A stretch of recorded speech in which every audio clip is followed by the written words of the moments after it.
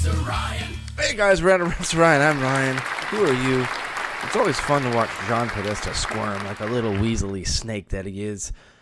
He was giving an interview at Duke University to, I believe, mostly junior journalists and some members of the media, and in which he was given like lots of softball questions and scripted questions. I'm assuming, judging by the way he does his thing, and judging by his WikiLeaks emails, they're probably mostly scripted. But he ends up getting one unscripted question that makes him none too the happy much. A woman asks him about all of his scandals, including Uranium Run and Pizzagate, and he basically just freaks the fuck out and goes nuts. Watch this and just enjoy this little weasel squirming. First of all, thank you so much for being here, Mr. Podesta. Oh, there we go. Okay, so you've talked a lot about Trump, his administration, Clinton, the election. I'm wondering if you can address some of the controversies or maybe just conspiracy theories tied to you, your brother, and the Podesta Group. So whether that's your personal email leak as it relates to Pizzagate, the undisclosed 75,000 shares of stock you received from the Kremlin, potentially violating financial disclosure laws, Uranium One being a client of the Podesta Group, why your brother left the Podesta Group after facing criminal inquiry. As an aspiring person in politics, I'm curious as to how you're dealing with all of these accusations. Thank you. This is how the alt-right does fake news. And it's personally painful because a lot of this is really total bullshit. And I am sick of I have been, my family and I have been put through this Pizzagate bullshit for a year, which has been totally debunked, by the way. My relationship with the company that you're talking about, which was based in Boston, an American innovative company, I fully disclosed, and Fox has had to correct that twice. I could go down the rest of your list. I have no relationship to the Podesta Group and haven't for 15 years. You can stick with it. And the one thing I will tell you is you have a lot of company on the internet and on Twitter. So have at it. Isn't that pretty? Isn't that just gorgeous? Oh, Johnny. Let's go through a couple things here. I'm not super familiar with the Uranium One scandal. I can't comment on that. I can, however, say Pizzagate, as the media has portrayed it, yeah, it's been debunked.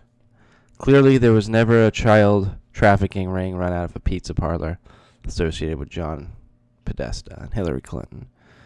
As a matter of fact, the crazy thing is, though, most of us who are researching Pizzagate never said there was children being trafficked out of a pizza place. That really wouldn't make much sense. It'd be a terrible, horrible, awful, bad place to traffic children. Wouldn't make any sense. There'd be too many people around. It's too public. What we're saying as relating to John Podesta was emails such as this.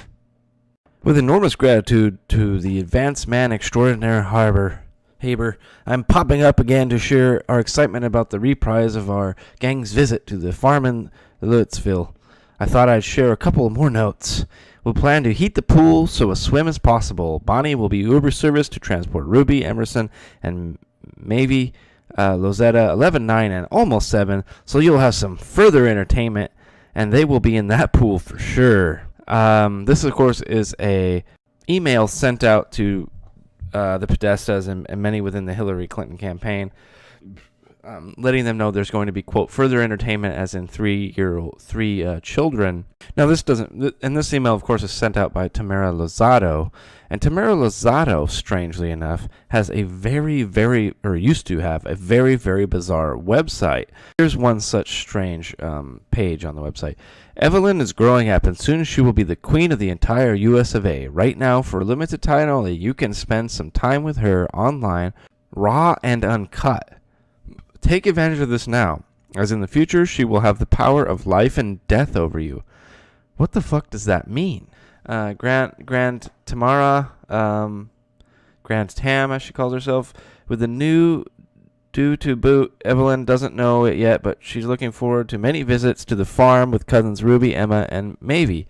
So, this seems to be like kind of an advertisement or something directed towards those who visit the farm. The farm is mentioned, of course, in the emails. It's just very, very bizarre. Again, this isn't proving anything specifically criminal. It just seems weird, I guess would be an understatement. The other thing that really makes me feel very strange about this whole scenario is that Tamara Lozado is a multi-millionaire, and her husband is also a very notorious a lobbyist in D.C. and is also a multi-millionaire. This woman and her husband are worth tens of millions of dollars, and I don't know. It's so strange that this website exists. And if I saw this website, and I didn't know anything about Pizzagate, I would be very suspicious of something not completely legal going on, and it's very weird.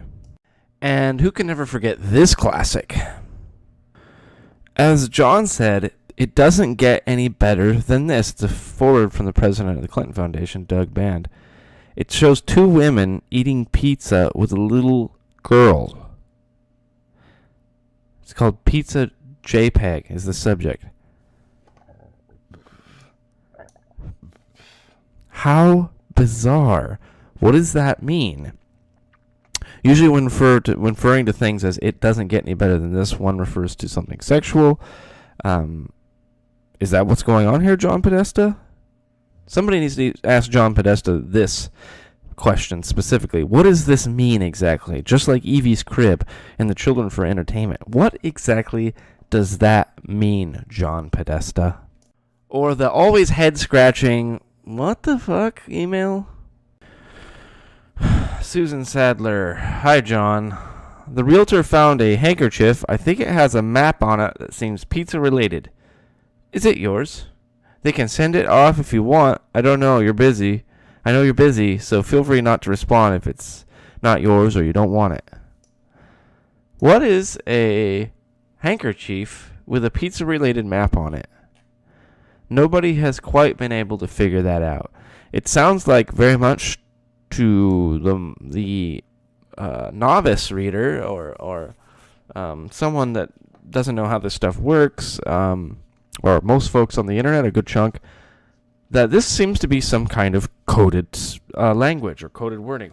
I don't know what exactly it means, but it does sort of imply some kind of illegal activity, as one usually uses coded language when one is hiding something that is not completely legal, especially in something as vulnerable as email, which is so vulnerable to hacks, as John Podesta showed us. I would like John Podesta to answer these three questions about these three specific emails specifically, and one other one that is so incredibly bizarre. It's something of storybooks. So this is maybe the most bizarre. This is from a quote-unquote performance artist, also known as, really most people consider her an occultist, Marina Abramovic, to Tony Podesta, forwarded to John Podesta. I'm so looking forward to the spirit cooking dinner at my place. Do you think you'll be able to let me know if your brother is joining? All my love, Marina. The Podestas are involved in some sort of bizarre occult ritualism. I would be really curious to ask John how he got into this stuff. Does he in any way listen or prescribe to the following of Aleister Crowley? And how long he's been involved in this, and is Hillary Clinton involved in this, etc., etc., etc. There's a lot of questions to be asked when it comes to finding out that one of the most powerful lobbyists and politicians in the world is involved in some what most of us in the mainstream would consider highly bizarre occultic behavior and ritualism. Now here's the email that really ties it all together. This is from Tony Podesta to Mashori, I'm not sure who that is. It's seed to his brother John Podesta and R. Kip. Didn't bother looking them up because it's not really that important. Dear Mac, can't believe it's almost 50 years since Camp Nose. I have stayed in touch with Denny Hastert and Jane Edel and Andy Dolan all these years. It's wonderful to reconnect with you. Are you posted in New York? I'd love to see you.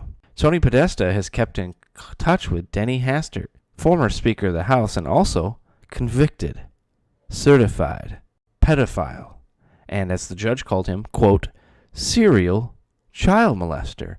I would ask John, Tony, head of the Podesta Group, formerly your company, is good friends, it would appear, or has kept in close touch, or kept in touch with Denny Hastert, a convicted pedophile. Now, let's not even worry about Tony Podesta's obsession with pedo art. Let's just look at the facts that Tony Podesta has kept in touch with Denny, and of course you're forwarding emails to John, Tony is, to John, about Denny Hastert. John, are you friends, or have you kept in touch with Denny Hastert, with convicted pedophile Dennis Hastert and former Speaker of the House? See, anytime the media can take something as voluminous as Pizzagate research, and there's a lot to go through. I mean, I just went through a measly, 4 or 5 emails there, and that opens all those things up, open up wormholes of hours and hours of research that you can go through here on YouTube or Google, and you can find more and more hours of research, okay? And, some of it isn't accurate, some of it isn't true, some of it's speculation, but some of it's conjecture, but some of it, the evidence itself, is very, I keep using the term strange or weird. It makes one feel very uneasy and uncomfortable looking at a lot of this stuff, and I think for good reason. I think most people that look into this stuff with an open mind and objectively think, hey, none of this quite seems right. Something's a little off here. A little off. What? We don't know. But something certainly is off. So that's that. Hit my subscribe button. Watch my other videos. Pizzagate, I'll probably keep talking about pizza and pedogate for the next decade. Sorry, mainstream establishment. I'm not giving up. And neither are the other researchers.